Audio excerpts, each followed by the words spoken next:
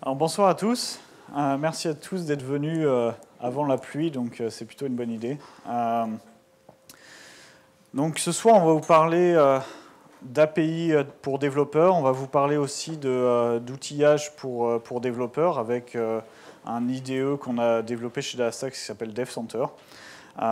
Donc ce sera ce soir moi et mon collègue Dan Jatniek qui vient de San Francisco. Donc sadly, he still doesn't speak English, speak French. So I hope that everybody here is fluent. Mais ma présentation va être en français. C'est quand même mieux. Donc, petite question rituelle déjà. Qui ici est déjà familier avec Cassandra? Qui ne connaît presque rien de Cassandra, à peine le nom? Ok. Je vais faire une petite introduction rapide pour ceux qui sont pas complètement familiers ou un petit rafraîchissement pour les autres. Je ne vais pas m'attarder là-dessus parce que comme c'est un Cassandra Meetup, on ne peut pas refaire une introduction non plus complète à chaque fois. Voilà, donc je vais me présenter d'abord. Je m'appelle Michael Figuer. Je suis architecte pour les drivers et outils développeurs chez Datastax. Donc on s'occupe chez Datastax, on délivre en open source un certain nombre de drivers pour un peu tous les langages majeurs. Pour Java, Python, C#, C++, Ruby et Node.js. Donc je vais vous parler un petit peu de tout ça. La présentation va être plutôt... je vais plutôt faire la majorité des explications autour de Java, mais je vais vous faire un petit peu des parallèles avec les autres langages quand même. Donc normalement, tout le monde devrait s'y retrouver. Donc voilà. Donc on va commencer par le commencement, avec un petit rappel. Donc Cassandra, c'est cette base de données complètement distribuée et peer-to-peer. Par peer-to-peer, on entend qu'il n'y a pas de master, pas de slave. Donc tous les nœuds ont absolument le même rôle. Typiquement, vous verrez toujours cette représentation en anneaux parce que c'est la manière dont les différentes clés sont réparties sur... c'est juste une représentation logique pour faire un ensemble continu de clés. Puisque une des caractéristiques, donc, étant donné que c'est distribué, c'est qu'on va chercher à partitionner l'ensemble de vos données sur un certain nombre de nœuds. Bon, jusque-là, je pense que c'est sûrement des choses que vous aviez repérées, au moins pour les nouveaux. Donc ce qui va se passer, c'est qu'on va faire un partitionnement, et ce partitionnement va s'accompagner d'une réplication pour s'assurer que les données sont hautement disponibles et pour s'assurer que l'ensemble de vos écritures sont durables, même si vous perdez des nœuds. Donc une des caractéristiques de Cassandra, c'est qu'on est scalable linéairement, c'est-à-dire que vous pouvez, à chaque fois que vous rajoutez des nœuds, vous augmentez la capacité globale du cluster. Tout a été architecturé dans ce sens. Donc si vous doublez le nombre de nœuds, vous réussirez à faire 2 fois plus de requêtes par seconde.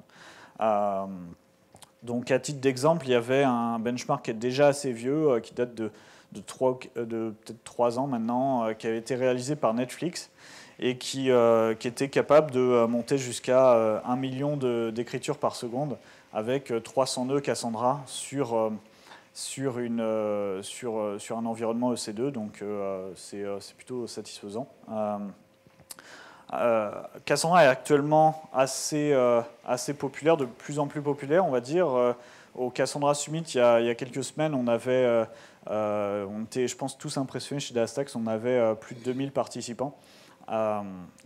Et l'événement majeur de ce summit étant que Apple était là pour présenter leur utilisation qu'ils font de Cassandra et donc révéler que c'est le plus gros utilisateur au monde puisqu'ils ont 75 000 serveurs Cassandra en production répartis sur plus de 300 clusters. Donc ouais, on a énormément d'autres utilisateurs. Je ne vais pas rentrer dans le détail, mais je suis sûr que vous pourrez trouver tous ces détails-là sur Apache Cassandra ou Datastax. Donc Datastax, oui, pour rappel, qui est l'éditeur derrière Apache Cassandra. Apache Cassandra et donc Datastax pousse la majorité des commits sur le projet Apache Cassandra. Et Jonathan Ellis, le CTO de Datastax, est le project chair du projet Apache. Donc c'était pour la petite parenthèse. Pour continuer donc sur cette idée, grâce à cette architecture de base, ça nous permet d'être linéairement scalable et d'être très hautement disponible, puisqu'on va le voir juste après, même si vous perdez un nœud alors que vous étiez en train d'effectuer une écriture, cette écriture pourra se terminer avec succès. Donc ça, c'est une notion qui est hyper importante, c'est-à-dire que dans l'industrie actuellement, on vous parle de très haute disponibilité, mais c'est un terme assez générique.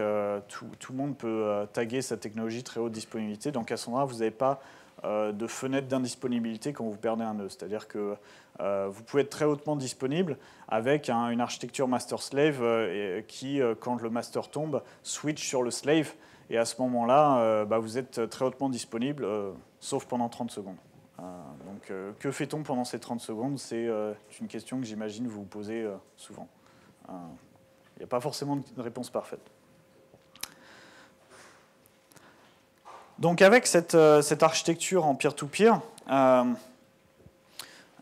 typiquement vous avez vos serveurs d'application qui communiquent directement avec le master ou les slaves. Ici, en fait, ce que vous allez faire, c'est que les clients peuvent communiquer avec n'importe lesquels des nœuds Cassandra. L'ensemble des nœuds Cassandra sont conscients de la localisation de chacune des partitions, de chacun des réplicas des partitions. Donc ils sauront rediriger les requêtes qui leur arrivent et qui ne leur sont pas destinées. Donc le nœud qui va faire cette redirection va être nommé un coordinateur. Donc pour bien être clair là-dessus, c'est un rôle temporaire uniquement dans le contexte d'une seule requête. C'est absolument pas une notion cachée de master ou de slave, c'est uniquement le nœud qui servira de proxy et qui coordonnera l'ensemble de l'exécution d'une requête donnée. Donc je vous parlais de très haute disponibilité. Typiquement, vous êtes familier dans vos architectures master-slave de réplication synchrone et asynchrone.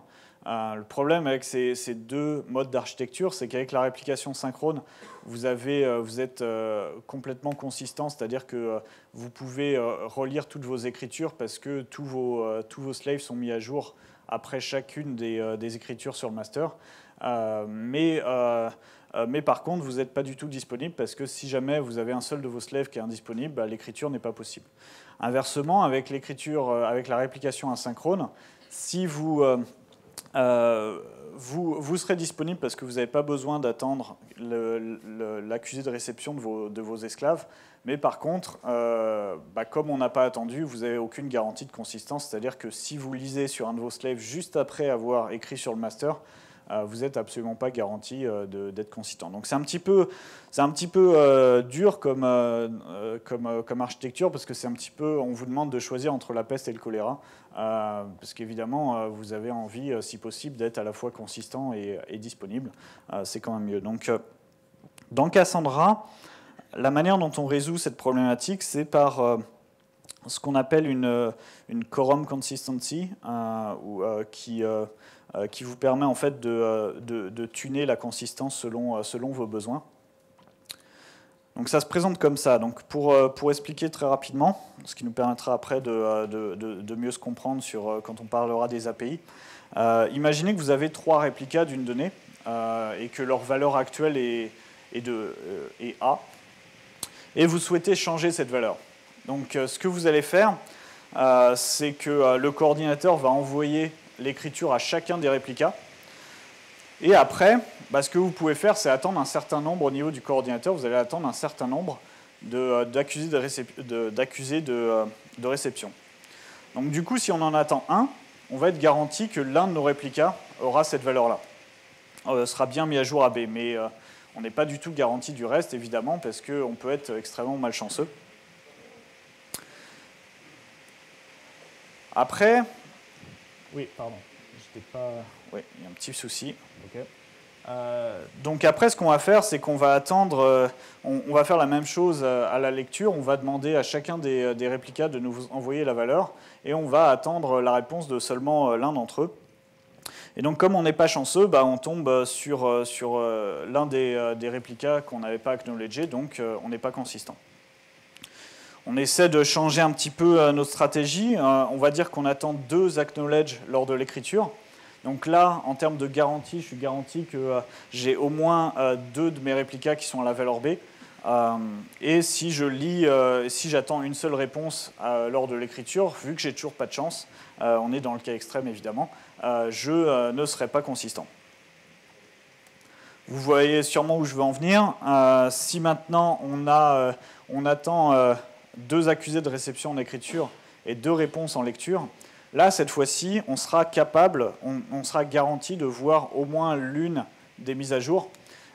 Et Cassandra sera alors capable de déterminer laquelle est la bonne, vu qu'il associe à chacune des valeurs un timestamp qui lui permettra simplement de conserver la dernière.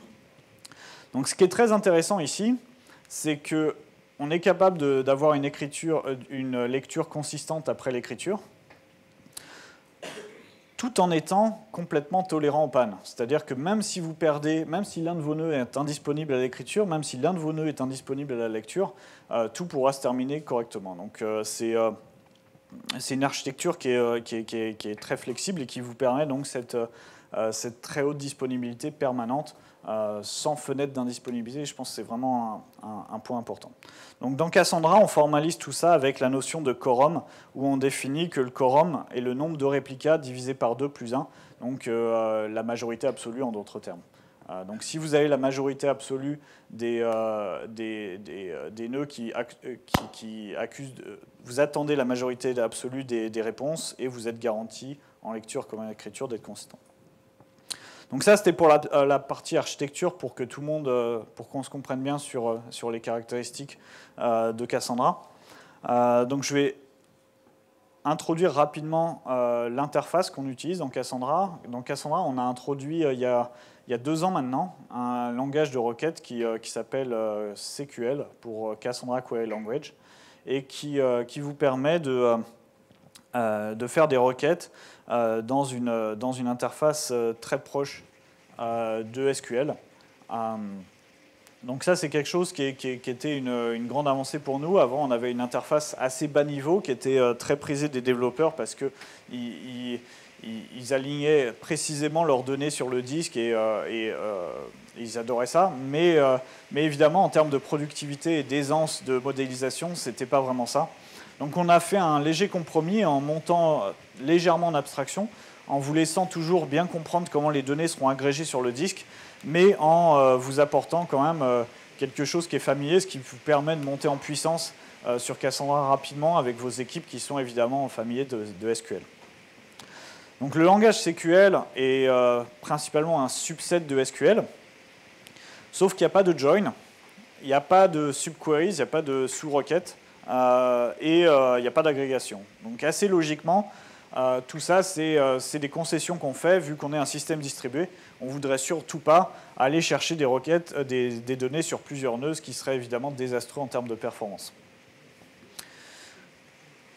D'autre part, on définit une primary key qui est en fait composée à la fois d'une clé de partitionnement et de plusieurs colonnes d'agrégation pour indiquer à Cassandra comment les données doivent être d'abord réparties sur le cluster, puis agrégées localement sur le disque, ce qui vous permet d'avoir un contrôle très précis et très déterministe de comment les données pourront être récupérées par la suite, sans avoir à lire 3000 pages d'optimizer de requêtes, de documentation d'optimizer de requêtes, parce que vous comprenez précisément ce qui se passe. Des petites fonctionnalités avancées qui ont été introduites au fur et à mesure. On supporte les collections dans CQL, ainsi que les user-defined types, qui vous permettent donc de créer des types custom au sein de vos tables, donc de pallier un petit peu à ce manque de flexibilité en termes de modélisation lié au fait que vous n'avez pas de join. Donc comme ça, vous pouvez quand même faire des modélisations assez avancées. Donc j'avance volontairement assez vite pour ne pas lasser ceux qui sont déjà experts, et je suis certain qu'il y en a beaucoup dans cette salle, en tout cas j'en reconnais. Donc n'hésitez pas à m'arrêter si vraiment vous ne comprenez rien ou à me poser des questions par la suite, on pourra en discuter. Donc je vous parlais d'un langage très proche de SQL, donc vous pouvez vous en rendre compte. Ici, effectivement, c'est vraiment tout comme en SQL, avec donc ces primary key qui, dans cet exemple, est directement votre clé de partitionnement.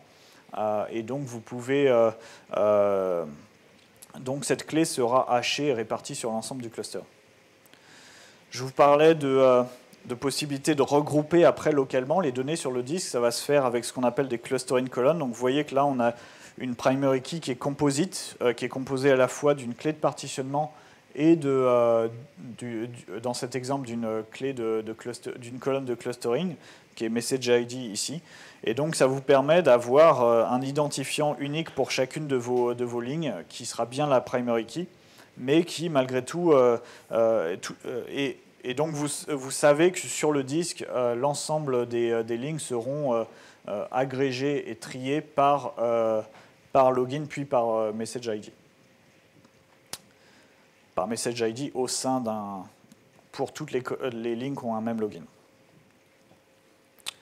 En termes de requêtage, vous vous retrouvez avec un langage, là aussi, donc, qui est identique à SQL, sauf que, bien entendu, il y a encore quelques limitations du fait là aussi, des concessions qu'on fait, du fait qu'on soit dans un système distribué. Donc, vous ne pouvez faire des requêtes where que sur... vous pouvez avoir des contraintes dans votre clause where qui ne portent que sur des primary keys. On n'est pas capable, bien entendu, de faire des... On n'est pas capable, on le saurait, mais on ne souhaite pas vous permettre de faire des scans entiers du cluster, ce qui serait évidemment encore désastreux en termes de performance. Donc, la règle d'or pour pouvoir scaler, c'est qu'il faut que vous ne touchiez qu'un seul nœud à la fois. Comme ça, vous êtes persuadé que chacune de vos requêtes ne perturbe qu'un seul nœud, ce qui vous permet bien assez logiquement de scaler linéairement. Je vous parlais de collection tout à l'heure. Donc, si vous êtes familier de Java ou d'autres langages avec une sémantique similaire, ici, vous avez des sets, des listes et des maps, donc qui ont vraiment la même sémantique qu'en Java. Pour le moment, ce n'est pas possible de faire des nested collections, mais c'est quelque chose qui va arriver dans Cassandra 3.0. On en est à la 2.1, donc ça devrait être quelque part début 2015. Donc là aussi, vous pouvez vous attendre, hein, évidemment, dans les années qui vont venir, à ce qu'on aille beaucoup plus loin, toujours plus loin dans les features et dans la souplesse de modélisation. Et donc, dernièrement, donc ça, peut-être que un plus petit nombre d'entre vous sont familiers de ces notions. Dans Cassandra 2.1, on a ajouté des user-defined types, donc qui vous permet de créer un type custom et donc de le réutiliser de manière simple partout, ce qui vous permet de faire des structures hiérarchiques, puisque vous pouvez avoir des user-defined types qui contiennent d'autres user-defined types, et donc de simplifier un petit peu vos modélisations. Vous pouvez les intégrer aussi dans des collections. Donc ici, on pourrait imaginer avoir très simplement une liste d'adresses, qui serait un bon use case, parce que vous avez une faible cardinalité sur ce type de choses. Parce qu'il ne faut pas oublier, bien entendu, que c'est en aucun cas des joins, donc vous ne souhaitez pas stocker un énorme nombre des millions d'éléments dans ces collections, parce qu'elles seront récupérées toutes d'un coup, donc ça reste une entité entière.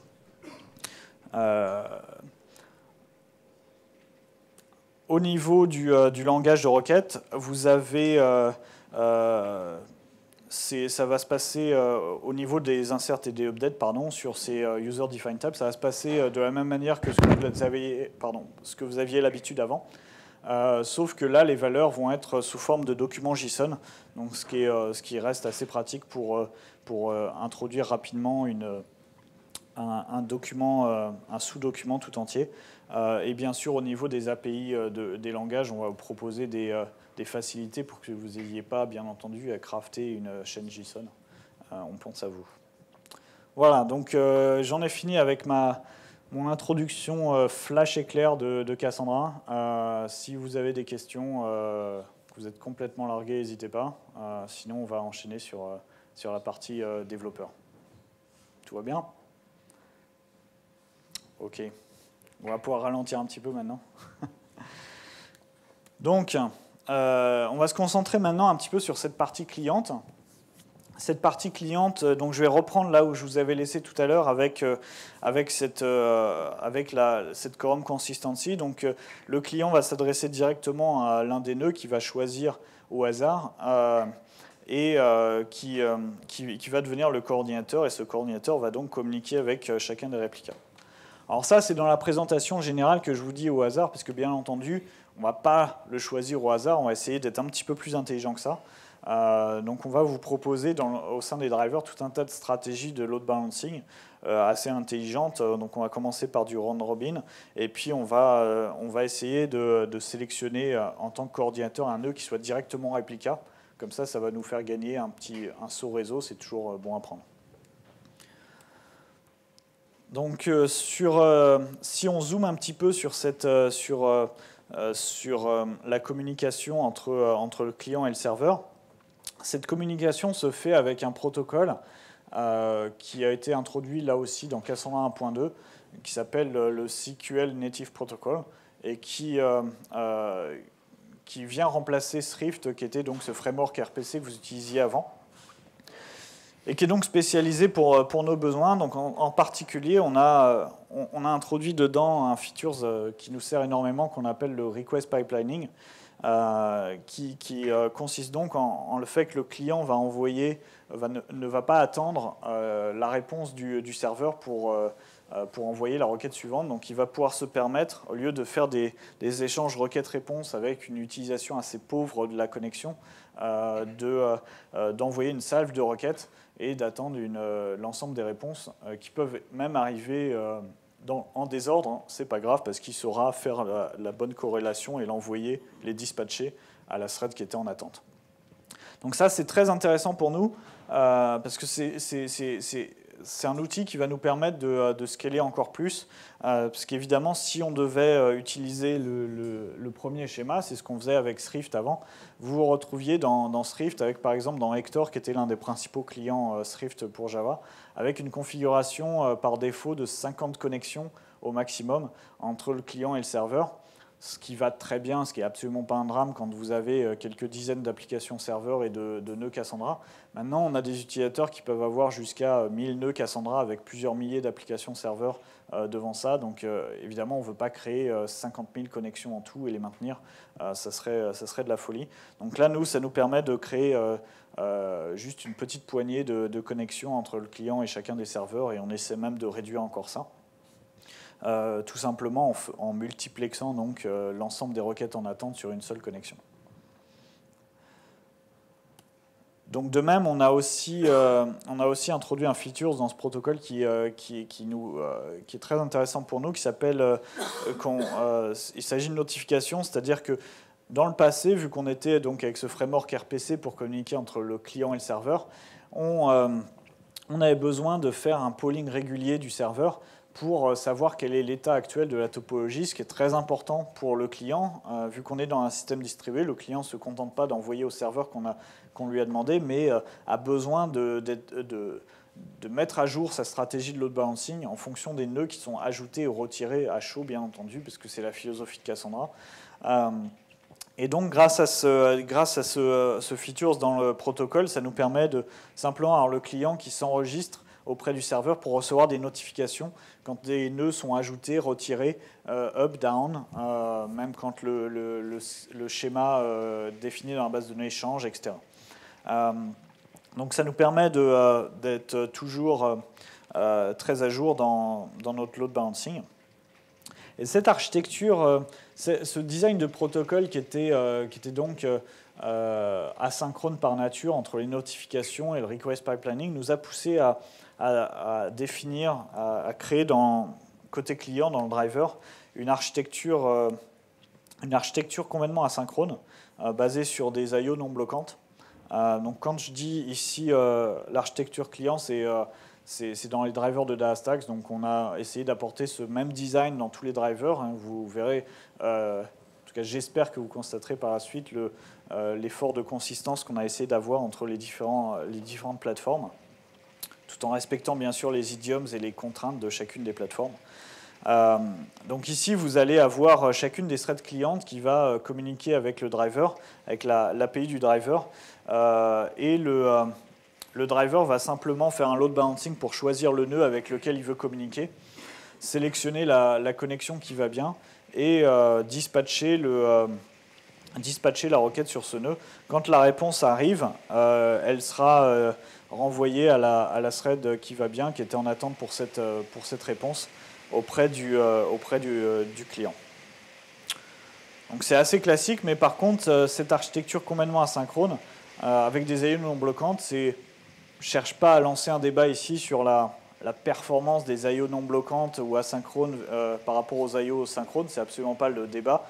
C'est simplement que ça nous permet beaucoup de flexibilité en termes de pour vous permettre d'envoyer un maximum de choses en parallèle sans avoir à créer tout un tas de pools de threads partout, ce qui est assez désagréable et ce qui complexifie énormément vos applications. Je pense que de nos jours, dans le monde de l'e-commerce, du bancaire, etc., c'est hyper important de pouvoir faire cette chasse à la latence un peu partout, sans pour autant créer des usines à gaz, simplement parce qu'on a voulu paralléliser quelques requêtes. Donc, dans cet environnement, le driver va aussi gérer pour vous de manière automatique le failover, c'est-à-dire que lorsqu'il va faire son load balancing, si le nœud que vous aviez sélectionné pour, j'essaie de parler plus fort que la pluie, si vous aviez le nœud que le driver avait sélectionné pour faire le load balancing, s'il se trouve qu'il est indisponible, qu'il est mort ou simplement qu'il est un petit peu trop long à répondre, le driver va faire un failover automatique et resélectionner un autre nœud pour que la requête puisse se terminer de manière complètement transparente pour l'API cliente. Donc on essaie là aussi de réduire un petit peu le nombre d'exceptions qui parviendront jusqu'à votre code métier. Donc pour résumer un petit peu les points, j'en ai évoqué plusieurs, mais pour faire un résumé de toutes les caractéristiques qu'on a essayé d'apporter sur ces drivers, donc on a une architecture complètement non bloquante. On supporte donc des prepare statements parce qu'on a ce langage de requête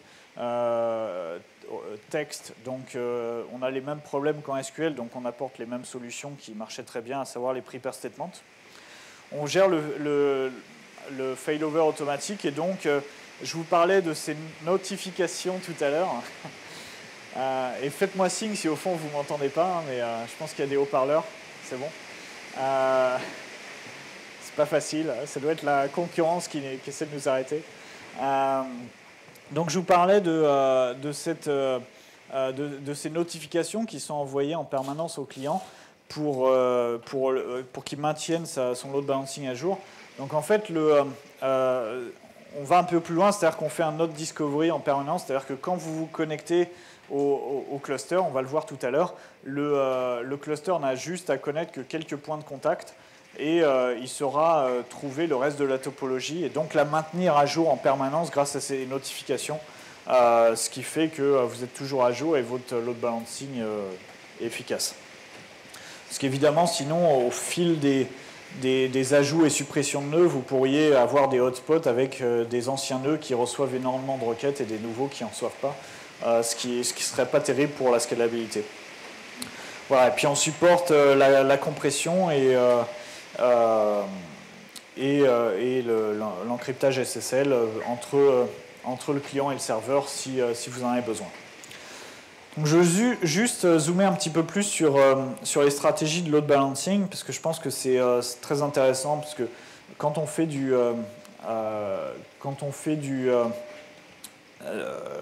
quand on a un cluster avec plusieurs nœuds et peut-être sur plusieurs data centers, c'est hyper important de savoir comment on communique et où les requêtes vont aller. Donc par défaut, vous avez une stratégie de balancing basique et round robin. On est capable aussi d'avoir une conscience sur la latence, c'est-à-dire le temps de réponse de chacun des nœuds Cassandra afin de favoriser les nœuds les plus rapides. Et on peut faire des choses assez avancées aussi pour s'assurer qu'on va envoyer les requêtes au bon data center, c'est-à-dire au data center local à votre client, et d'être conscient aussi de la position de quels nœuds sont des réplicas afin d'éviter donc le saut supplémentaire que j'évoquais tout à l'heure. Donc pour aller un petit peu plus en détail, donc quand je vous parle de data center awareness, ça veut dire que Ça veut dire que le client lorsqu'il sélectionne ses stratégies de load balancing, va envoyer les différentes requêtes aux nœuds locaux à ce data center. Et éventuellement, si vous souhaitez faire cette configuration, on va les envoyer à un data center remote uniquement si vous avez des défaillances sur l'ensemble des nœuds locaux. Donc ça peut être une stratégie de failover intéressante là aussi. Donc tout ça est complètement tunable lorsque vous créez votre cluster, côté client. Donc au niveau du token awareness, qu'on se comprenne bien, c'est-à-dire que le client va en permanence là aussi maintenir une connaissance de la répartition de l'ensemble des réplicas sur le cluster, ce qui va lui permettre de savoir pour chacune des requêtes à quel nœud il doit envoyer la requête pour que ce coordinateur soit aussi un réplica et donc gagner un petit peu en latence. Alors, le driver, petite note au passage pour ceux qui sont intéressés par ça. Déjà, à savoir que c'est activé par défaut, donc c'est pas le bouton turbo sur le 486 qu'on désactive par défaut avec l'option Make it faster. Donc on essaie quand même que les paramètres par défaut soient corrects. Donc à savoir quand même que le driver ne parse pas les requêtes SQL, ça c'est un choix d'architecture, je pense que c'est relativement sain. Donc pour être capable de comprendre comment router la requête, il pourra le faire que quand il peut, et quand il peut ça veut dire tout le temps quand c'est des prepare statements, parce qu'on va s'appuyer sur les métadonnées de chacun des paramètres que nous renvoie Cassandra lorsqu'on prépare la requête. Jamais ou presque quand c'est des requêtes non préparées, parce qu'on ne peut pas deviner quelle est la clé de partitionnement et donc faire le routage en conséquence. Donc c'est une stratégie qui est best et forte, donc pensez à préparer toutes vos requêtes, de toute façon c'est plus performant, et en production je pense que normalement c'est quelque chose que vous devez toujours faire. Quand vous avez des requêtes récurrentes, bien entendu, je pense que ça fait partie des bonnes pratiques de toute façon, même avec les bases de données relationnelles. Oui, j'ai Olivier tout au fond qui... Tu peux la mettre à la main quand même, la clé de routage. Oui, tout à fait. C'est vrai que je le mentionne pas. Dans l'API du driver, on vous laisse quand même spécifier à la main la clé de routage. Bon, par contre, c'est des éléments techniques dont vous n'avez pas forcément envie de manipuler lorsque vous écrivez aux applications métiers. C'est quand même assez bas niveau. Donc encore une fois, je pense que la meilleure stratégie, ça reste de préparer les statements et de se replier sur ça uniquement dans des cas un peu plus exotiques. Donc je vous parlais de support d'un certain nombre de langages. Donc tout ce que je viens de présenter, on a essayé de le décliner sur un certain nombre de langages. Donc voilà le statut actuel des drivers fournis par DataStax. Donc quand je dis fournis, c'est-à-dire qu'on les développe. Ils sont complètement open source, en licence Apache 2, donc vous en faites ce que vous voulez. On les développe, on les maintient, on les teste. Quand on les étiquette JS et qu'on les estime réellement production ready et qu'ils ont été testés avec énormément d'attention.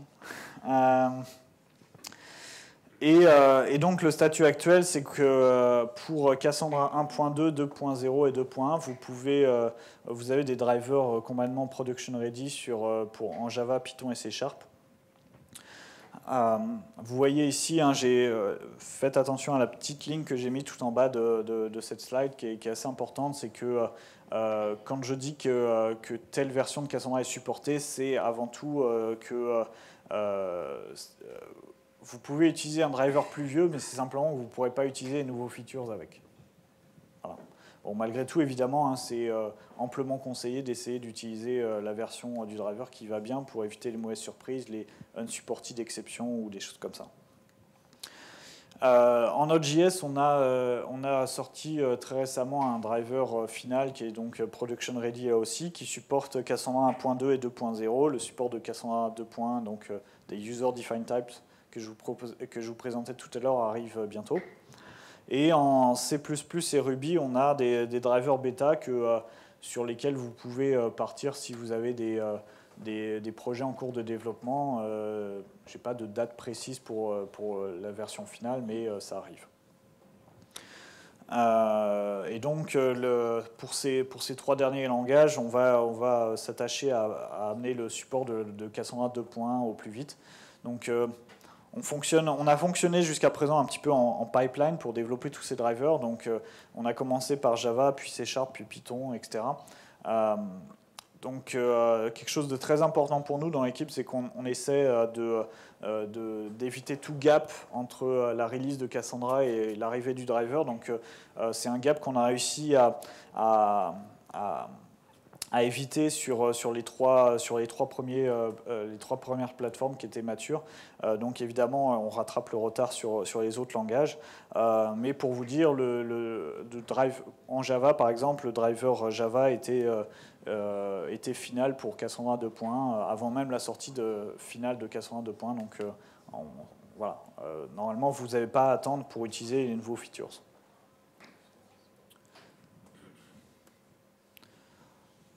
Alors, en pratique, tous ces drivers sont disponibles sur les package managers des différentes plateformes. C'est disponible sur le Maven Central Repository pour Java et sur les différentes, sur PyPy, etc., pour Python, Ruby, C# et Node.js. Donc, voilà, il n'y a pas vraiment de problème pour l'installation.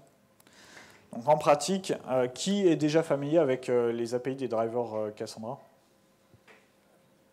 Voilà, donc je pense qu'un petit peu moins de monde qu'avec l'architecture Cassandra. Donc ça tombe bien qu'on vous présente un petit peu ces API, et tout particulièrement du fait qu'on a des nouveautés qui sont arrivées avec les derniers drivers. Donc, je vous parlais tout à l'heure que le driver est capable de faire du node discovery. Donc, en pratique, vous aurez juste à fournir un certain nombre de contact points. Donc, évidemment, évitez d'en fournir un seul pour assurer la résilience du boot de votre application. Mais vous n'avez pas besoin de les fournir tous, et Cassandra, le driver va découvrir l'ensemble des nœuds automatiquement et maintenir cette liste à jour. Donc après, sur cet objet cluster, vous créez un objet session. Et cet objet session va devenir vraiment le point de contact unique avec tout ce que vous ferez avec Cassandra. C'est un objet qui est thread safe. Donc vous pouvez y aller dessus. C'est-à-dire que vous avez besoin uniquement d'un singleton de cet objet, vous l'injectez partout dans votre application et vous n'avez rien d'autre à faire.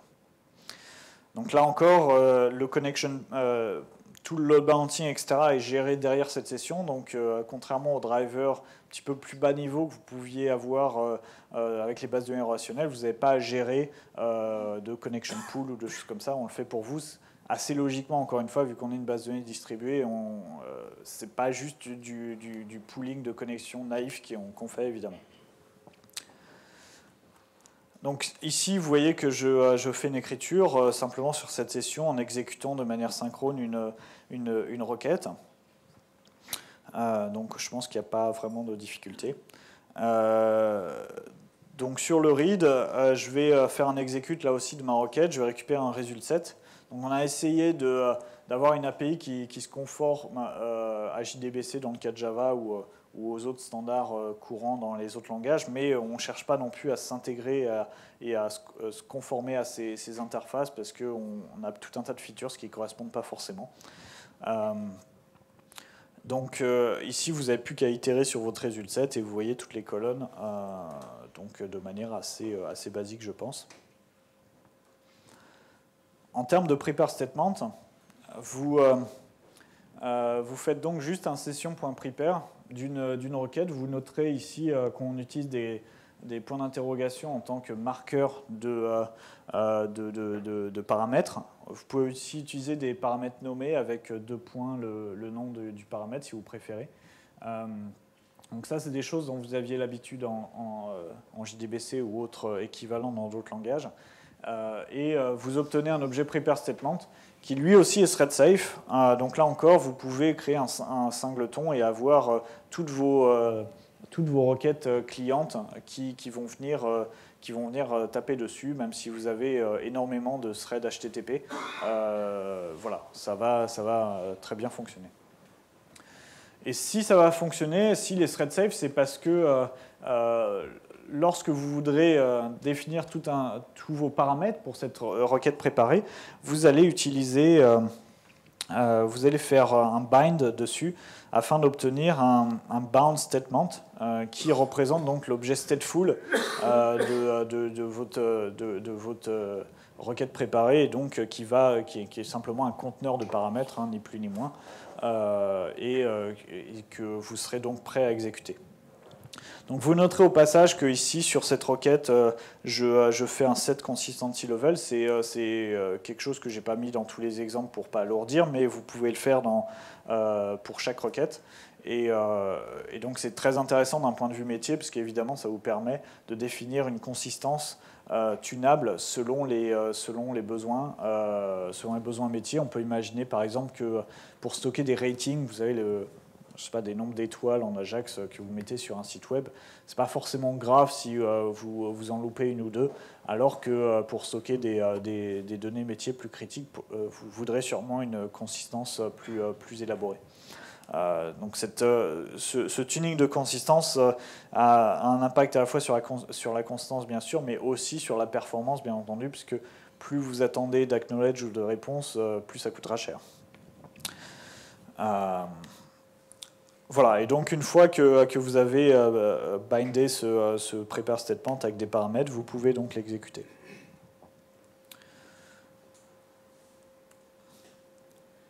Donc je vous parlais de cette API, de cette architecture asynchrone un peu plus tôt, et un des réels intérêts de cette architecture pour nous, c'était de pouvoir vous proposer des méthodes d'exécution asynchrone côté API, qui ne dépendent pas, qui ne vous demandent pas de fournir tout un tas de pools de threads ou de choses comme ça, et qui vous permettent donc de programmer de manière complètement asynchrone, ce qui est extrêmement plaisant quand vous avez à exécuter plusieurs requêtes en parallèle.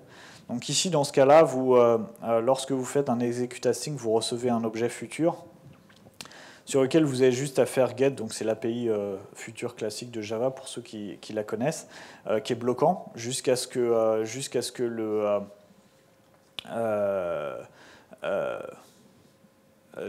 la réponse arrive, et donc après vous pouvez manipuler votre result set comme il se doit.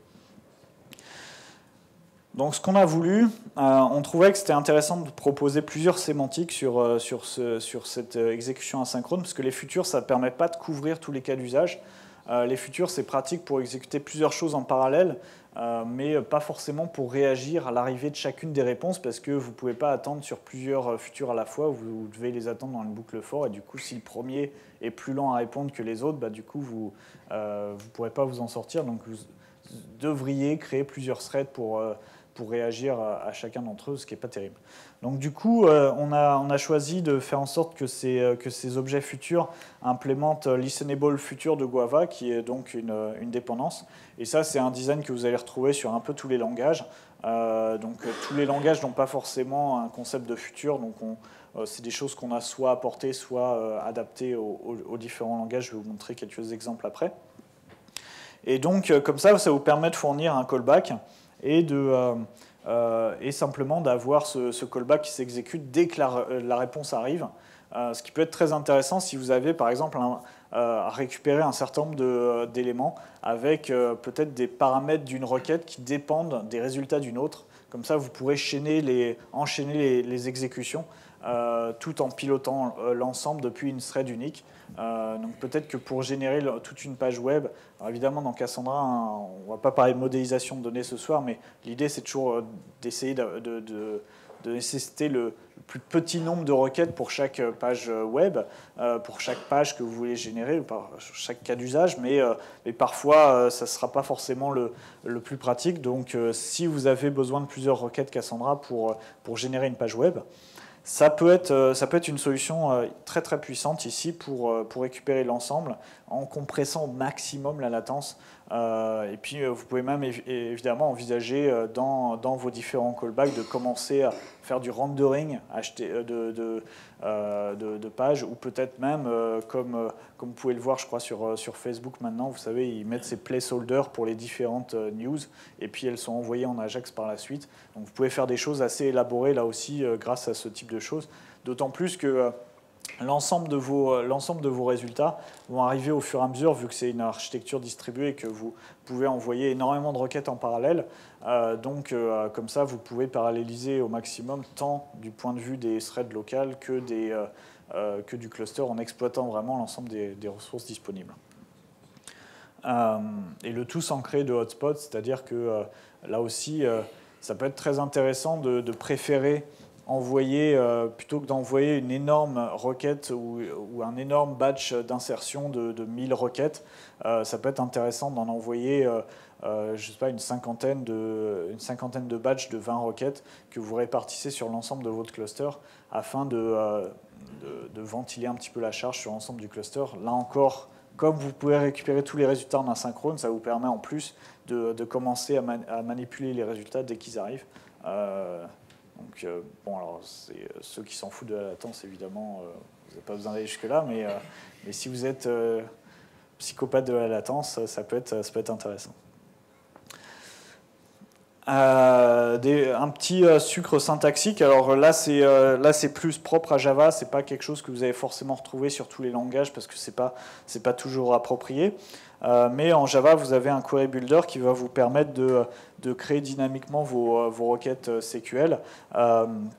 Soit si vous avez justement un besoin qui nécessite absolument de générer dynamiquement une requête, on peut imaginer peut-être un formulaire avec un certain nombre de contraintes qui sont ajoutées au fur et à mesure que vous parsez. C'est le cas très classique. Mais peut-être aussi vous avez envie d'utiliser ça simplement pour créer pour faire une validation statique de vos requêtes, avec peut-être l'utilisation de constantes pour les différents identifiants. À savoir donc que vous pouvez même générer les requêtes de prepare statement avec des points d'interrogation, etc. avec ce query builder. Voilà. Donc, je ne sais pas si qui n'utilise pas Java au quotidien dans cette salle. Ça va, c'est quand même brut. Ouais, mais toi, tu utilises tout, c'est bon. T'es polyglotte, Sam. Donc pour les quelques-uns qui se sont ennuyés pendant les 10 slides qui ont précédé, on va faire un petit tour d'horizon de ce que ça donne sur les autres langages de programmation. Donc on va commencer par Python. Donc vous voyez qu'on a vraiment essayé au maximum de réutiliser un design similaire, ou en tout cas de réutiliser des concepts de design, etc., tout en respectant les idiomes. C'est un compromis qui n'est pas toujours facile à gérer, mais ici, donc, normalement, si vous êtes familier du driver Java, ou si vous avez bien compris les explications que je vous ai données sur le driver Java, vous pouvez comprendre tout ce qui se passe ici, puisqu'on est dans quelque chose de similaire. Donc ici, on va avoir une exécution asynchrone qui va nous renvoyer un futur, hein, donc on le voit tout en bas. Et sur ce futur, on va ajouter un callback. Avec un callback, avec une fonction de callback selon le succès selon que ça génère un succès ou une erreur. Et donc voilà, vous serez dans la même situation. Donc le driver Python repose lui aussi sur des I/O non bloquantes, puisque en interne, il repose sur un cœur écrit en C++ avec libev. Et donc voilà, et donc ce driver est déjà final depuis un certain temps. Il est utilisé en production dans un paquet chez un paquet d'utilisateurs. Je n'ai pas tous les noms en tête. Donc en C#, pour ceux qui sont familiers ou intéressés par cette plateforme, vous allez là encore avoir quelque chose de relativement similaire, tout en respectant là aussi les idiomes. Donc pour ceux qui ne sont pas familiers, du coup, ça vous permet d'avoir un petit aperçu des différents langages et de voir comment ça se traduit. Ici, on va toujours avoir un objet session qui va être thread safe, et sur lequel vous allez pouvoir faire un execute async. Sauf que ce qu'on vous renvoie ici, c'est un task qui est conforme au task framework que vous avez en .NET, qui est donc la manière courante actuellement de gérer ce type d'exécution asynchrone. Donc voilà, ça va être pour C#. Donc en C++, on a un driver qui est actuellement bêta. Ça va vous donner quelque chose comme ça. Donc évidemment, j'ai pas tout mis, c'est beaucoup plus long en C++. On a fait ce qu'on a pu pour la rendre non verbeuse, mais il y a des contraintes. Vous noterez en particulier les différents free à la fin du code. Tout a un coût, c'est comme ça. Donc en particulier, je ne vous montre pas le code pour se connecter, qui aurait fait que la slide aurait pris 2 pages. Donc vous créez un nouvel objet statement à partir d'une string, et vous obtenez un objet futur sur lequel vous pouvez là aussi ajouter un callback. Et donc là, vous n'avez plus qu'à récupérer le résultat. Là, dans ce cas-là, on ne fait pas de callback, on se contente simplement de récupérer le résultat direct de manière bloquante. Et on itère sur tous les résultats, en n'oubliant pas, bien entendu, de tout libérer à la fin, parce qu'on n'est pas dans des langages de plus haut niveau. En Node.js, donc je vous parlais qu'on a un driver, je vous parlais de ce driver qu'on a finalisé très récemment. Là aussi, donc, vous pouvez observer une API assez similaire, avec quelques contraintes qu'on doit respecter liées à Node.js, et tout particulièrement dans Node.js, c'est un choix d'architecture qui a été fait, sur lequel je ne vais pas revenir, parce que je ne suis pas là pour commenter la plateforme Node.js, mais vous ne pouvez... tous vos callbacks vont s'exécuter sur un même process, donc évidemment, il faut absolument que vos callbacks soient très courts. Donc on a essayé de vous apporter un certain nombre de sucres syntaxiques pour vous permettre de manipuler tous les résultats au fur et à mesure dans en plusieurs exécutions de callback, afin de ne pas monopoliser donc, le processus unique que vous avez. Donc c'est des points d'attention auxquels on a été assez sensible. Mais au-delà de ça, vous avez quelque chose de relativement similaire avec donc toujours cette possibilité de faire des exécutions, donc là tout particulièrement Node.js évidemment asynchrone, et aussi de faire des prepare statements, etc. Et finalement en Ruby, vous avez cette... vous voyez, donc encore une fois, je pense que c'est l'intérêt, c'est aussi avant tout là aussi de montrer la consistance d'une plateforme à l'autre. Vous pouvez faire vos exécutions asynchrones, etc. Sur une session, et enregistrer un listener sur ce futur. Voilà, donc le but, c'était évidemment pas de rentrer dans les détails de chaque langage. Ce qu'il y a à retenir avant tout, c'est donc cette consistance d'API qui permet à vos développeurs, pour peu qu'ils soient familiers de différents langages, de passer d'une plateforme à une autre sans tout réapprendre. Et également, il y a eu une attention particulière qui a été portée sur le comportement des drivers. Je pense que c'est quelque chose qui est plus intéressant peut-être pour les équipes d'Ops qui seront intéressés par cette consistance de comportement entre les drivers en termes de load balancing, de failover, etc. Parce que si vous avez un bout d'application en Node.js, un autre en Ruby et un troisième en Java, et que tout le monde communique sur un cluster Cassandra unique, et là pour l'équipe d'Ops, ça devient très très dur s'ils doivent comprendre les différents comportements et caractéristiques et choix exotiques de chacun des drivers. Du fait qu'ils sont assez élaborés, je pense que c'était important qu'il y ait cette consistance de comportement afin de ne pas avoir à tout réapprendre. Voilà, et je vais terminer avec quelque chose qu'on a ajouté au driver Java, et donc ça tombe bien puisque visiblement la majorité de l'audience est plutôt familier de Java. Et utilise plutôt Java en production. Donc on a ajouté dans la dernière version du driver Java un object mapper. Donc plusieurs object mappers pour Cassandra sont déjà disponibles en open source. Donc le but vraiment pour cet object mapper, c'était de créer quelque chose d'excessivement simple. Et j'insiste vraiment là-dessus parce que le but c'était qu'il puisse tourner dans un environnement large scale avec plusieurs milliers ou plusieurs dizaines de milliers de requêtes par seconde, tout en n'apportant aucune complexité pour qu'on comprenne ce qui se passe évidemment, en restant performant. Mais malgré tout, pour vous permettre d'être un petit peu plus productif, parce que ça ne vous aura pas échappé dans l'API Java que je vous ai présenté tout à l'heure, il fallait quand même aller chercher chaque colonne, etc., une par une. Donc si vous avez des tables de plusieurs centaines de colonnes, ce qui peut arriver si votre métier est un petit peu complexe, c'est forcément pas très satisfaisant. Donc à un moment donné, la scalabilité c'est bien, mais il faut retrouver un petit peu la voie de la raison avec les contraintes de productivité.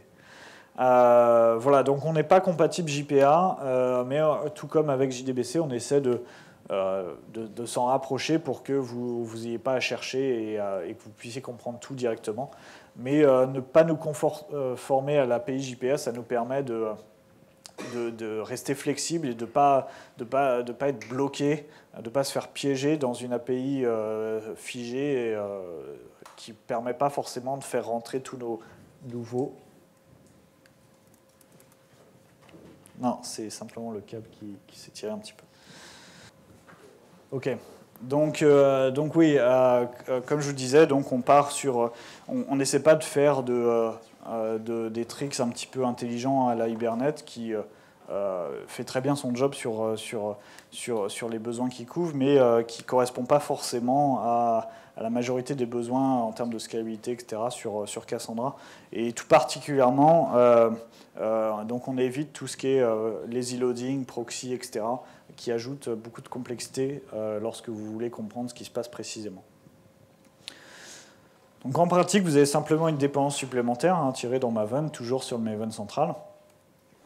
Et vous obtenez, donc comme je vous ai promis, quelque chose qui est très proche de ce que vous pouvez trouver avec JPA, avec donc des annotations tables.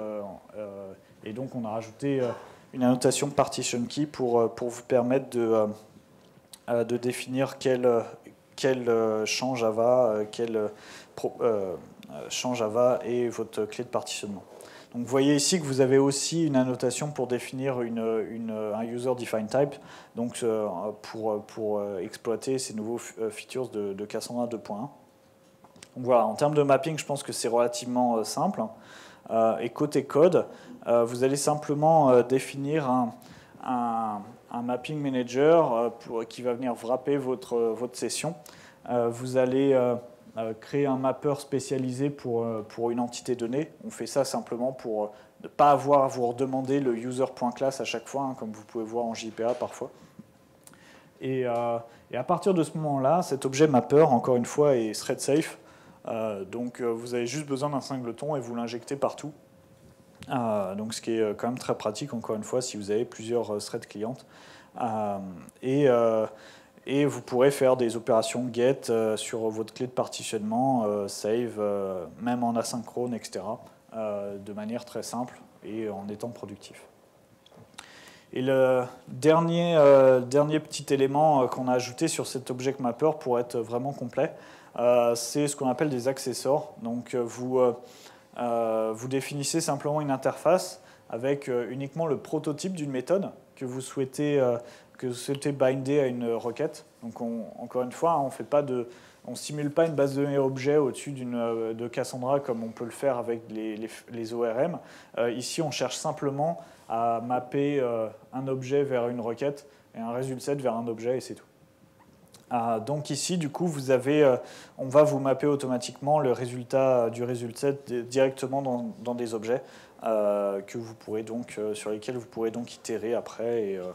Voilà. Donc ça vous permet quand même de déléguer à un autre framework l'implémentation de toutes ces méthodes relativement triviales et sans grands enjeux techniques qui se contentent de faire les exécutes et de récupérer les résultats.